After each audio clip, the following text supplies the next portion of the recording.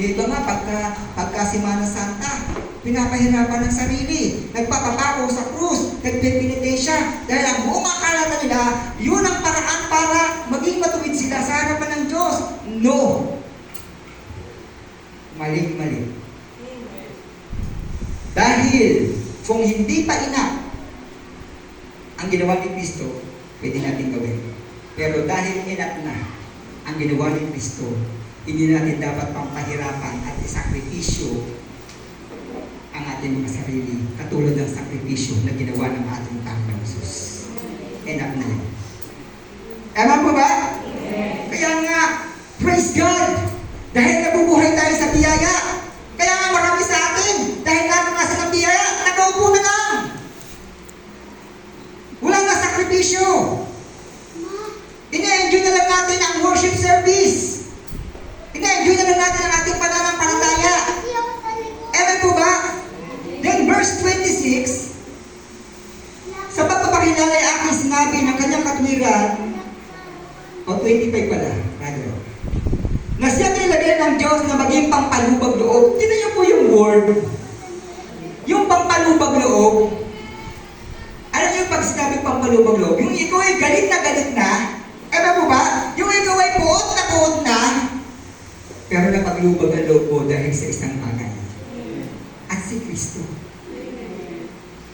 ang naging pampalubag loob sa Diyos Ama para hindi niya ibagsak ang kanyang galit at puot sa lahat ng tao. Ano po ba? Pampalubag loob. Ang Diyos ay puot na sa atin dahil napakarami natin mga ginagawang mga kalapastanganan sa Diyos. Pasama ang ginagawa natin sa harapan ng Diyos. Kasuklam na tayo sa paningin ng Diyos. Galit na siya. Gusto niyo nang ibuhos ang kanyang sama ng galit, yung kanyang sama ng loob, yung kanyang galit. Pero dahil kay Kristo, pinaglubag ni Kristo ang galit ng Diyos. Hello? O sino na sa atin na naka-experience na ikaw ay galit na? Diba? Meron kumakalat na mga video, yung isang video, yung nanay, na yung daldal siya ng daldal, na hirap na ako sa kaglalata, ayaw maglaban ng kanya-kanya, yung naabutan, ay hindi malakas pa naman ako, yung naabutan ng pera, ay hindi malakas pa naman ako, kaya mo bang mamaglaban? Nasaan dali dito yung mga marumi, lalabang ko lahat. Yung galit ka na, pero dahil na ibigyan ka ng isang bagay na gusto mo na matanggap, lumulubag yung iyong galit. Nawawala. Ewan po ba? Yung mga ligpitin, gano'n din. Yung ding nanay na yun, dagdagan. Kain na ng kainan, ayaw naman magliligpit, napakasisipag kumain, tambak na ng tambak. Pero nabutan ng pera. Ay sige, yung mga nasa na mesang kuhanin niyo pa, liligpitan ko kasi sinisipag ako maghugas ng pinggan.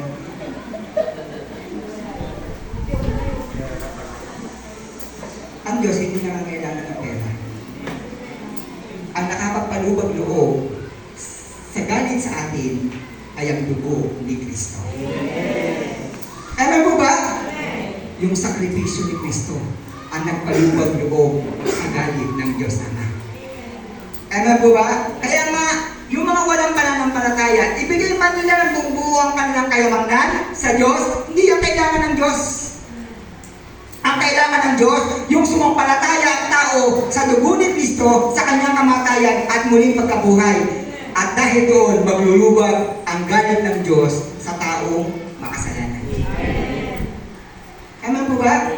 Hindi kailangan ng Diyos yung ating mga pera. And even sa ating pagsamba, sa totoo lang, hindi naman kailangan ng Diyos yung ating offering. Dahil ang kailangan ng Diyos, even sa paglilingkod, ang kailangan ng Diyos, yung katawan mo. Kaya masabi sa Romans chapter 12, ialin niyo yung sarili.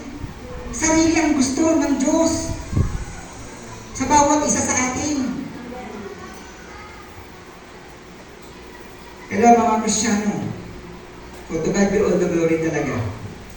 Dahil kay Kristo, naging payapa ang kalooban ng Diyos. Dahil sa pagsasakripisyo ng kanyang butong anak na si Kristo. Amen po ba? Then verse 26, Sa pagpapakilala ay aking sinabi na kanyang katwiran sa panahong kasalukuyan upang siya'y maging ganap. Siya ay just. Dahil ang Diyos ay ganap, siya ay matuwid. Yung kanyang katwiran ang magiging katwiran ng mga taong sumampalataya sa Kanya. Amen po ba? Yung katwiran ni Kristo, yun ang naging katwiran natin. Dahil hindi po tayo sumusunod, yun ang ating katwiran. Ang katwiran ng lahat ng tao ay yung pagsampalataya kay Kristo. Dahil siya'y ganap na matuwid, tayo ay naging matuwid sa harapan ng Panginoon. Matuwid tayo, hindi dahil mabait ka.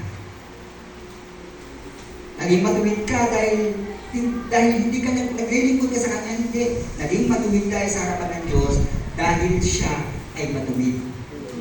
So, kailangan natin ng justifier, taga-aring ganap sa mga may pananampalataya kay Kristo. Si Jesus lamang ang justifier. Siya lamang ang nagiging tagapag-aring ganap sa bawat sa atin. Hindi ang relihiyon na ating inaaniban. Si Kristo lamang. Kaya kung may magsasabi, umanin pray sa amin. Magiging matuwid kayo sa harapan ng Diyos. Maliligtas kayo. No! Si Jesus Christ lamang ang justifier. Ang tagapag-aring ganap sa bawat isa. Sa bawat isa sa atin. Amen po ba?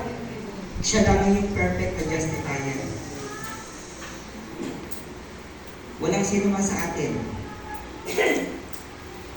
ang maaaring maging kasangkapan ng Diyos para ang sino man ay maging matuwid sa harapan ng Diyos. Si Kristo lamang. Hindi yung mga naglalakihang relihiyon. Hindi yung mga kilalang mga founder ng relihiyon. Kundi tanging si Kristo lamang. Ang tagapag-aring ganap sa paningin ng ating Panginoon. Amen po ba? Next. Eliminates boasting by man. Romans 3:27. Kaya nga saan naroon ang pagmamapuri? Ito'y iniwalay na sa pamagitan ng anong kautusan na magawa? Hindi, kundi sa pamagitan ng kautusan ng pananampalataya. Hindi dahil sa kautusan, dahil sa kautusan ang ginawa nating tungtungan, batayan ng ating pagiging matuwid sa harapan ng Diyos, pwede tayong magyabang. Pwede tayong magmapuri. Lord, perfect ang aking pagganap sa iyong kautusan. Magmamalaki tayo sa harapan ng Diyos na dahil sa ating pagiging mabuting tao, pagsunod sa kautusan, kaya tayo naging matuwid sa harapan ng Diyos. Hindi natin kayang gawin ang kautusan ng Diyos. Amen po ba? Hindi natin kayang sundin ang kautusan ng Diyos, kundi sa pamagitan lamang ng pananampalataya. Kaya kung tayo sumusunod sa kautusan, yan ay resulta at bunga ng ating pananampalataya sa Kanya. Hello mga Kristiyano.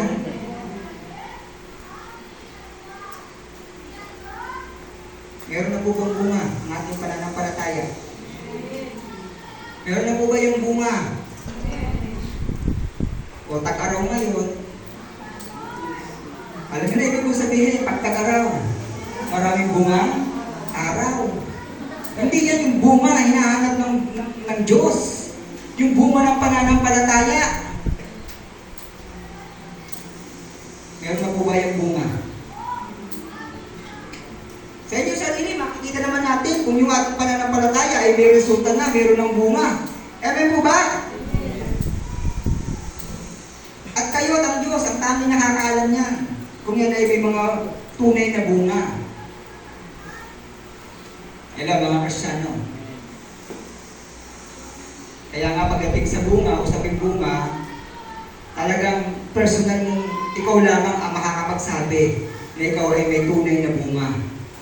Kasi yung bunga ng pananampalataya, di ba nasabi ko na yan ay pwedeng mapake yung bunga.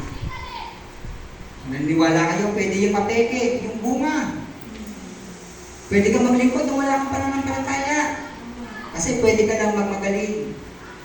Pwede ka lang magmapuri. Pwede kang magbigay nang wala kang pananampalataya. Kaya mo ba? Pero yung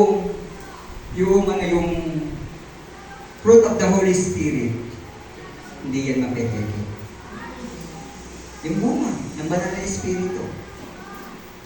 Amen po ba? Kaya nga kung yung bunga na ginagawa nating paglilingkod, yan ba ay tunay na bunga? Dahil yung tunay na bunga, ano man ang dumaan na pagsubok sa ating mga buhay, hindi yan mananatili. Ewan po ba? So marami sa atin kasi, lalo na sa mga bagong Kristiyano, hindi ibig sa matatagal na rin namang Kristiyano. Ma-identify natin kung tunay na bunga yan kasi maraming matatagal na rin Kristiyano na nalalaglag yung bunga. For example, yung bunga, yung paglilingkod. Pag dumating yung mga pagsubok, ay give up na muna ako. O diyan ka na muna ministry. O iba na muna ang hahawak. Yung mga kabataan, pag wala ng love life, di ba? Wala na. Ayaw ng talimahin yung ginagawang ministeryo.